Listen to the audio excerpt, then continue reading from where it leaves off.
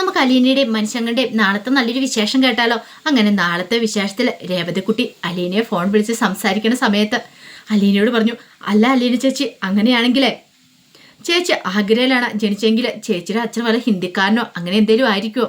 അതെന്താ രേവതിക്കുട്ടി അങ്ങനെ ചോദിച്ചേ? അല്ല, എനിക്ക് അങ്ങനെ തോന്നുന്നുണ്ട്. അവിടെ വെച്ചല്ലേ വൈജയന്തി മാഡം പ്രഗ്നൻ്റ് ആയത്. അങ്ങനെയാണ് ചിലപ്പം അവിടെയുള്ള ആരെങ്കിലും ആകാൻ ചാൻസ് കൂടുതലല്ലേ? അലീനയ്ക്ക് അതിന് ഉത്തരവില്ലായിരുന്നു. തൻ്റെ അച്ഛൻ ആരാന്നൊന്നും തനിക്കറിയില്ല. അലീന പറഞ്ഞു, എനിക്ക് അതിനെക്കുറിച്ച് അറിയില്ല. ഒരു പക്ഷെ ഞാൻ ഉണ്ടായത് ചിലപ്പോൾ തിരുവനന്തപുരത്ത് ശാസ്തമംഗലത്ത് വെച്ചെങ്ങാനും ആണോ, അതും അറിയത്തില്ല. പെട്ടെന്ന് രേവതിക്കുട്ടി പറഞ്ഞു, ഒരു കാര്യം ചെയ്യാം, ഒന്ന് അന്വേഷിച്ച് നോക്ക്, ചിലപ്പം അറിയാനായിട്ട് സാധിച്ചിരിക്കും. വേണ്ട, ഞാനിപ്പോൾ അതിനെക്കുറിച്ചുള്ള അന്വേഷണത്തിലൊന്നും അല്ല. അതെന്താ വെച്ചാൽ അങ്ങനെ പറഞ്ഞേ? വെറുതെ അതിൻ്റെ പിന്നാലെ എന്തിനാ പോണത്?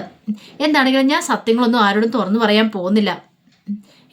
അപ്പം ചേച്ചിക്ക് ഒരിക്കലും ചേച്ചിയുടെ അമ്മയോട് സത്യങ്ങൾ തുറന്നു പറയണ്ടേ? അമ്മയുടെ മോളാന്നുള്ള കാര്യം വേണ്ട. വെറുതെ എന്തിനാ അവരുടെ ജീവിതം ഞാനായിട്ട് നശിപ്പിക്കുന്നേ? എനിക്ക് എൻ്റെ അമ്മയെ ഇവിടെ കാണാൻ പറ്റുന്നുണ്ടല്ലോ, അത് മാത്രം മതി. അല്ലെങ്കിലും ഒരിക്കലും അവരുടെ ജീവിതത്തിലേക്ക് ഞാൻ കടന്നു ചെല്ലില്ല. ഞാൻ ആരോടും പറയില്ല അവരെൻ്റെ അമ്മയാന്നുള്ള കാര്യം. അവരറിയാനും പാടില്ല. അങ്ങനെ അറിഞ്ഞിട്ടുണ്ടെങ്കിൽ എൻ്റെ അമ്മ തകർന്നു പോകും. ഇപ്പം കാണിക്കുന്ന ഈ വീറും വാശിയൊന്നും കാണത്തില്ല. ഒരുപക്ഷെ ഇതൊക്കെ അമ്മയുടെ മുഖംപൊടിയായിരിക്കും. എല്ലാവരുടെ മുന്നിൽ ഒരു അഭിനയം കാഴ്ചവെക്കുന്നതായിരിക്കും. എൻ്റെ അമ്മയുടെ സ്വഭാവം ഇങ്ങനെയൊന്നും ആയിരുന്നില്ലെന്ന് മനുവേട്ടൻ പറഞ്ഞ് ഞാൻ കേട്ടിട്ടുണ്ട്. അമ്മ ഭയങ്കര പാവമായിരുന്നു പോലും. പക്ഷെ അമ്മ ഇങ്ങനെ ആയി തീർന്നിട്ടുണ്ടെങ്കിൽ അതിൻ്റെ പിന്നിൽ എന്തെങ്കിലും ഒരു കാരണം കാണും രേവതിക്കുട്ടി. വെറുതെ എന്തിനാ ഞാൻ അത് ചെകഞ്ഞു പോന്നേ? അത് കേട്ടപ്പോൾ രേവതിക്കുട്ടി പറഞ്ഞു, ഇനിയിപ്പോൾ അത് പറഞ്ഞില്ലെങ്കിലും കുഴപ്പമില്ല ചേച്ചി. ആ രോഹിത്തിൻ്റെ കാര്യം എന്താളും പറയാതിരിക്കരുത്. സാറിനോട് പറയണം. ഞാൻ എങ്ങനെയാണ് പറയണേ?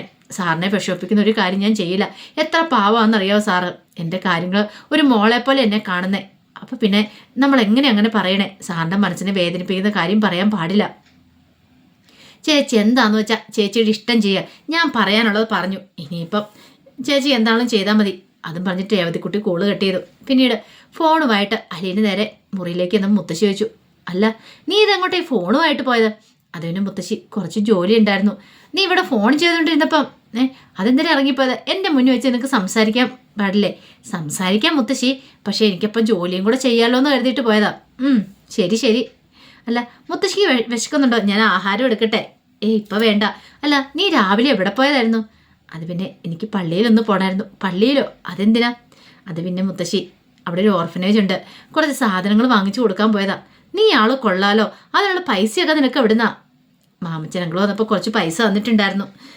അപ്പം ഞാൻ അതുകൂട്ട് കുറച്ച് പൈസ എടുത്തുകൊണ്ട് സാധനം മേടിച്ചു കൊടുത്താ. എൻ്റെ മോളെ, എനിക്ക് നിന്നെ മനസ്സിലാവുന്നില്ലല്ലോ. ശരിക്കും പറഞ്ഞാൽ നീ ഒരു മാലാഹ കുഞ്ഞാണോ? നിന്റെ അടുത്തിരിക്കുമ്പോൾ എന്തൊരു പോസിറ്റീവ് എനർജിയാണെന്നറിയോ? നീ അരികെ വന്നിരിക്കുമ്പോൾ തന്നെ നമ്മുടെ അസുഖങ്ങളൊക്കെ പകുതിയും പമ്പ കിടക്കും. നീ അടുത്തില്ലാതിരുന്ന ആ 2 ദിവസം ഞാൻ ശരിക്കും വിഷമിച്ചു പോയി. അത് കേട്ടപ്പോൾ അലീന പറഞ്ഞു, അതൊക്കെ മുത്തശ്ശിയുടെ വെറും തോന്നലല്ലേ? തോന്നലൊന്നും അല്ല, നിനക്ക് എന്തോ ഒരു ചൈതന്യമുണ്ട്, അതെനിക്ക് ഉറപ്പാ. അല്ലെങ്കിൽ നിന്നെ പോലെ ഒരു പെൺകുട്ടി സാധാരണഗതിയിൽ ആരിലും പൈസ കൊടുത്തിട്ടുണ്ടെങ്കിൽ അത് സ്വന്തം ആവശ്യത്തിന് വിനിയോഗിക്കത്തുള്ളൂ. പക്ഷെ നീയോ മറ്റുള്ളവരെ സഹായിക്കാനായിട്ട് വിനിയോഗിക്കുന്നു. ഇതൊക്കെ പഠിക്കേണ്ടതാ ഇന്നത്തെ തലമുറയിലുള്ള കുട്ടികൾ. അവർക്കിതൊക്കെ അതിനെ അനുകരിക്കാനോ അല്ലെങ്കിൽ കണ്ടുപിടിക്കാനോ സമയമുണ്ടോ അല്ലേ? അലീന പറഞ്ഞു, അത്രയ്ക്കൊന്നുമില്ല മുത്തശ്ശി എന്ന് പറഞ്ഞാൽ അലീന അങ്ങോട്ട് പോവാണ്. അതെ, ഇനിയിപ്പം ബാലേന്ദ്രൻ സാറ് ഉച്ചയ്ക്ക് ഉണ്ണാനായിട്ട് വരും. അപ്പം ആഹാരമൊക്കെ റെഡിയാക്കി വെക്കണമല്ലോ. അല്ല അവളൊന്നും ചെയ്തിട്ടല്ലേ പോയേക്കുന്നേ? മാഡത്തിൻ്റെ കാര്യം അറിയാലോ. മാഡം അങ്ങനെ ചെയ്യുമെന്ന് തോന്നുന്നുണ്ടോ? അവളുടെ കാര്യം അത് നിനക്കാലും വലിയ കഷ്ടമാണ്. എൻ്റെ മോളെ, നീ പറ്റുന്ന ചെയ്താൽ മതി, അല്ലെങ്കിൽ ചെയ്യണ്ട, അവിടെ ഇട്ടേരെ. നീ അങ്ങോട്ടേക്ക് പോവുക പോലും വേണ്ട. അങ്ങനെ പറഞ്ഞാൽ എങ്ങനെയാണ് മുത്തശ്ശി ശരിയാന്നേ? പാവം സാറ് ഉച്ചയ്ക്ക് വിശന്നല്ലേ വരണത്. അപ്പം പിന്നെ ശരിയാവത്തില്ല. കടയിൽ നിന്ന് ആഹാരം കഴിച്ചാൽ എങ്ങനെയാണ് ശരിയാവണേ? അലീന പിന്നീട് അടുക്കളയിലേക്ക് പോയി ചോറും കറികളൊക്കെ ഉണ്ടാക്കിക്കൊണ്ടിരിക്കുക. അപ്പോഴാണ് കോളിംഗ് ബെല്ല് അടിക്കുന്നത്. എല്ലാം ഉണ്ടാക്കി ഡൈനിങ് ടേബിളിൽ കൊണ്ടുപോയി വെച്ചു. കോളിംഗ് ബെല്ല് അടിച്ച് കഴിഞ്ഞപ്പോൾ അലീന കഥ തുറന്ന് കഴിഞ്ഞപ്പോൾ 2 സിസ്റ്റർമാരെ കഴിഞ്ഞ ദിവസം പരിചയമുണ്ടല്ലോ. താൻ ചെന്ന ആ കോൺവെൻറ്റിലെ സിസ്റ്റർമാരാന്ന് തോന്നേ. പിന്നീട് അവർ വന്നിട്ട് അലീനയോട് എന്തെങ്കിലും സഹായം ചെയ്തു കൊടുക്കണമെന്ന് പറയണം. അപ്പോൾ അലീന പറഞ്ഞു, ശരി ഇവിടെ നിൽക്കാൻ പറയണം. അപ്പോൾ അത്രയും വലിയ വീട്ടിൽ അലീന ഇറങ്ങി വന്നു, ഐശ്വര്യമുള്ളൊരു മുഖം. അപ്പോൾ അവർ വിചാരിച്ചെന്താ ഇത് അലീനയുടെ വീട് തന്നെ ആയിരിക്കും എന്നൊക്കെ കരുതി അലീന വന്നൊരു 2000 രൂപ കൊടുത്തു. അത് കിട്ടിക്കഴിഞ്ഞപ്പോൾ അവർക്ക് ഭയങ്കര സന്തോഷമായി. അവർ പറഞ്ഞു, ദൈവം അനുഗ്രഹിക്കട്ടെ, ഈ കുടുംബത്തെ മോളെ അനുഗ്രഹിക്കട്ടെ. അതൊക്കെ പറഞ്ഞ് അവർ കുറച്ച് സമയം കൂടെ സംസാരിച്ചിട്ട് അങ്ങോട്ടേക്ക് പുറത്തിറങ്ങണേ.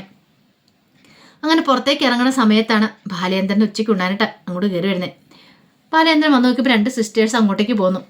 ബാലേന്ദ്രൻ വന്നിട്ട് ചോദിച്ചു, അല്ല സിസ്റ്റർ ആരെ കാണാൻ വന്നാ? അത് പിന്നെ എന്തെങ്കിലും സഹായം കൊടുക്കണമെന്ന് പറയാൻ വേണ്ടി വന്നാ. ബാലേന്ദ്രൻ അങ്ങോട്ട് അകത്തേക്ക് കയറി. അപ്പോഴേക്കും അലീന പറഞ്ഞു ചോറെടുക്കട്ടെ, ചോറെടുക്കാൻ പറയാം. അങ്ങനെ ബാലേന്ദ്രനുള്ള ചോറ് അലീന കൊണ്ടുവന്ന് വെച്ചു. ബാലേന്ദ്രൻ ചോദിച്ചു നീ കഴിച്ചോ? ഇല്ല, അമ്മയ്ക്ക് കൊടുത്തോ? മുത്തശ്ശിക്ക് കൊടുത്തു. എന്നാൽ പിന്നെ നീ ഇവിടെ ഇരിക്കുക, പ്ലേറ്റ് എടുത്ത് വെച്ച് കഴിക്കാതിരിക്കുക. ഞാനോ? വേണ്ട സാർ, ഞാൻ പിന്നെ കഴിച്ചോളാം. അതൊന്നും പറഞ്ഞിട്ട് കാര്യമില്ല, കൃത്യസമയത്ത് മരുന്ന് കഴിക്കാനുള്ളതല്ലേ, പിന്നേക്ക് വേണ്ടി വെക്കേണ്ട കാര്യമില്ല, ഇവിടെ ഇരുന്ന് കഴിക്കുക. അലീനയോട് പിന്നെ 2-3 വട്ടം കൂടെ പറഞ്ഞപ്പോൾ അലീന അവിടെ ഇരുന്നു. അങ്ങനെ ചോറെടുത്ത് കഴിക്കാനായിട്ട് തുടങ്ങുമ്പോഴത്തേനും ബാലേന്ദ്രൻ ഇത്രയാണോ കഴിക്കണേ, ഞാൻ എടുത്തു തരാമെന്നും പറഞ്ഞുകൊണ്ട് ബാലേന്ദ്രൻ അങ്ങോട്ട് കോരിയിട്ട് കൊടുത്തു. ഇങ്ങനെ പൂച്ചയ്ക്ക് കഴിക്കുന്ന പോലെ കഴിച്ചിട്ട് കാര്യമില്ല, നല്ല ആരോഗ്യം കാര്യങ്ങളൊക്കെ വേണം, നന്നായിട്ട് ആഹാരം കഴിക്കണം. അങ്ങനെ സംസാരിച്ച് ആഹാരം കഴിക്കുന്ന സമയത്ത് ബാലേന്ദ്രൻ ചോദിച്ചു, അല്ല ആ സിസ്റ്റർമാർ വന്നപ്പോൾ നീ എത്ര രൂപ കൊടുത്തവർക്ക്? അത് പിന്നെ 2000 രൂപയോ? ആഹാ, അപ്പം നീ ആള് കൊള്ളാലോ, ബാലേന്ദ്രനേക്കാളും പണക്കാരിയാണോ നീ?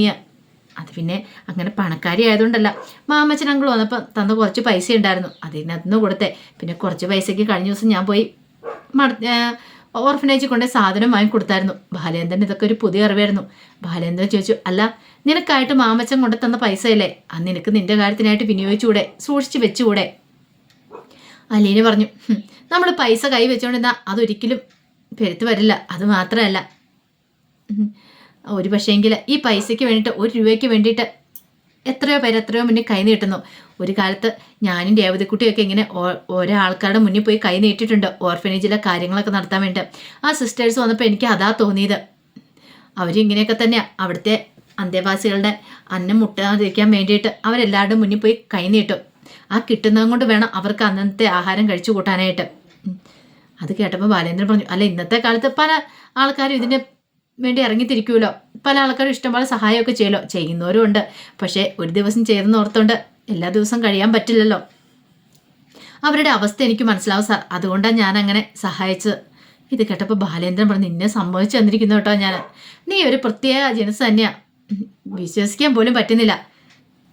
അലീന പറഞ്ഞു, അങ്ങനെയൊന്നുമില്ല, മറ്റുള്ളവരുടെ വിഷമം കഷ്ടപ്പാടും നമ്മൾ മനസ്സിലാക്കുകയാണെങ്കിൽ നമുക്കത് പെട്ടെന്ന് മനസ്സിലാക്കാൻ സാധിക്കും.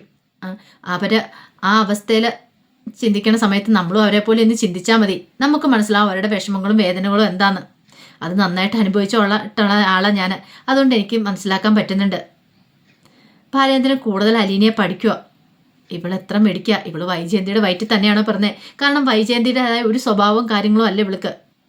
ശാന്തയും അതുപോലെ തന്നെ എല്ലാം കൊണ്ടും കുലീനുള്ള ഒരു പെൺകുട്ടിയാണ്. അതുകൊണ്ടാണല്ലോ ആരും ഇങ്ങോട്ടേക്ക് കയറി വന്നാലും ഇവള് മോളാണ്, അല്ലെങ്കിൽ ഹോസ്പിറ്റലിൽ കിടന്നിട്ട് പോലും തൻ്റെ മോളാണെന്ന് പോലും ചോദിച്ചേ. ആ മുഖത്ത് തന്നെ ഒരു ഐശ്വര്യമുണ്ട്. പിന്നീട് അലീനെ കഴിച്ച പാത്രങ്ങളൊക്കെ അങ്ങോട്ട് കൊണ്ടുപോയി കഴിവെച്ച് അത്യാവശ്യം ജോലികളും കാര്യങ്ങളൊക്കെ ചെയ്യണം. വൈകുന്നേരമാണ് വൈജയന്തി അങ്ങോട്ടേക്ക് വരുന്നത്. വൈജയന്തി വന്നു കഴിഞ്ഞപ്പോൾ കൃഷ്ണമോളാണ് പോയി കഥ പറഞ്ഞത്. അമ്മയുടെ മുഖം കണ്ടപ്പോൾ തന്നെ എന്തോ ഒരു പന്തികേടെന്ന് തോന്നി. പിന്നീട് കൃഷ്ണമോൾ ചോദിച്ചു, എന്താ അമ്മയുടെ മുഖം എന്താ കടന്നല്ലോ ഒത്തുപോലെ ഇരിക്കുന്നത്? എന്താടി എൻ്റെ മുഖത്തിന് എന്താ ഒരു കുഴപ്പം? അല്ല അമ്മയ്ക്കിത് എന്തു പറ്റി? അതെ എന്തേലും ആയിക്കോട്ടെ, നീ കൂടുതൽ ചെയ്യാൻ വരണ്ട, അങ്ങോട്ട് മാറി നിൽക്കുക. എന്താമ്മേ ഇത്? അതെന്തേലും ആയിക്കോട്ടെ എന്ന് പറഞ്ഞുകൊണ്ട് അവളെ അങ്ങോട്ട് മാറ്റി നിർത്തി. എന്നിട്ട് അകത്തേക്ക് കയറി വന്നു. എന്തിയാണ് നിന്റെ അലീന ചേച്ചി? എന്തിയെ? അലീന ചേച്ചി അകത്തുണ്ട്, അലീനയെ വിളിച്ചുകൊണ്ട് അങ്ങോട്ട് പോവാണ്, ഇങ്ങോട്ട് വാടിയെന്നും പറഞ്ഞുകൊണ്ട് അലീന ചെന്നു. അലീന എന്നപ്പോൾ ചോദിച്ചു, നീ ഇന്ന് പള്ളിയിൽ പോയായിരുന്നോ? പോയായിരുന്നു. നീ ആരുടെ കൂടെ പോയത്? ബാലേന്ദ്രൻ്റെ കൂടെ ആയിരിക്കുമല്ലേ? നിന്റെ ബാലേന്ദ്രൻ സാറിൻ്റെ കൂടെ കാർ കയറിയായിരിക്കും നീ പോയതല്ലേ? എന്താ മാഡം ഇങ്ങനെയൊക്കെ പറയണേ? അല്ല അങ്ങനെ ആയിരിക്കുമല്ലോ. അത് കേട്ടപ്പോൾ അലീന പറഞ്ഞു, അതെ, പിന്നെ സാറ് കാറിൽ പോകുമ്പോൾ എനിക്ക് പിന്നാലെ നടന്നു പോകാൻ പറ്റില്ലല്ലോ, സാറിൻ്റെ കാറിൻ്റെ പുറകെ ഓടിപ്പോകാൻ പറ്റില്ലാത്തതുകൊണ്ട് ഞാൻ കാറിൽ പോയി. അത് കേട്ടപ്പോൾ വൈജയന്തിക്ക് ദേഷ്യം വന്നു, നാണമില്ലാത്തോളെ. അപ്പം നീ ഇതല്ലേ ഇവിടുന്ന് പോകാതെ ഇവിടെ തന്നെ പിടിച്ചിരിക്കുന്നത്? ഇപ്പോഴല്ലേ കാര്യം മനസ്സിലായത്? അലീനയ്ക്ക് നല്ല ദേഷ്യവും സങ്കടം വന്നു. കാരണം സ്വന്തം മോളെക്കുറിച്ചാണ് പെറ്റമ്മ ഇങ്ങനെ പറയണേ. അതും താൻ അച്ഛനെ പോലെ കണ്ട ആളാണ് ബാലേന്ദ്ര സാർ, അതുപോലെയാണ് കാണുന്നത്. അപ്പോൾ അയാളെ വെച്ചിട്ട് ഇങ്ങനൊരു കാര്യങ്ങളൊക്കെ പറയണേ. അലീന പറഞ്ഞ സൂക്ഷിച്ച് സംസാരിക്കണം, അറിയാലോ, വായിന്ന് ഒരു വാക്ക് വീണ് പോയിട്ടുണ്ടെങ്കിൽ പിന്നെ അത് തിരിച്ചെടുക്കാൻ പറ്റത്തില്ലാതെ വരും. മാഡം ഇതോർത്ത് പിന്നീട് കരയേണ്ടതായിട്ട് വരും.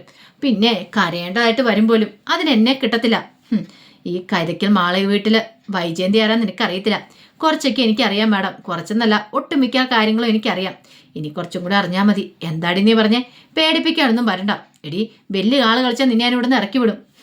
അതിന് മാഡം മാത്രം വിചാരിച്ചിട്ട് കാര്യമില്ല, പിന്നോ സാറും കൂടെ വിചാരിക്കണം. ഇനി മാഡത്തിന് എന്നെ അങ്ങനെ പെട്ടെന്ന് അങ്ങോട്ട് പിരിച്ചുവിടാനൊന്നും പറ്റില്ല. ചോണ ഉണ്ടെങ്കിൽ മാഡം എന്നെ ഒന്ന് പിരിച്ചു വിട്ടു നോക്ക്, അപ്പോഴറിയാം എന്ന് പറഞ്ഞ് അലീന വെല്ലുവിളിക്കുക. വൈജയന്തി ഞെട്ടിപ്പോയി. ഇത്രയ്ക്കൊരു ടിസ്റ്റ് പ്രതീക്ഷിച്ചില്ല. അപ്പോൾ അതിൻ്റെ വിശേഷങ്ങളൊക്കെയാണ് കാണുന്നത്. ആ വിശേഷങ്ങൾക്കായി നമുക്ക് എല്ലാവർക്കും കാത്തിരിക്കാം കേട്ടോ. ഒരിക്കൽ കൂടി എല്ലാവർക്കും ശുഭദിനം നേർന്നുകൊണ്ട് നിർത്തുന്നു.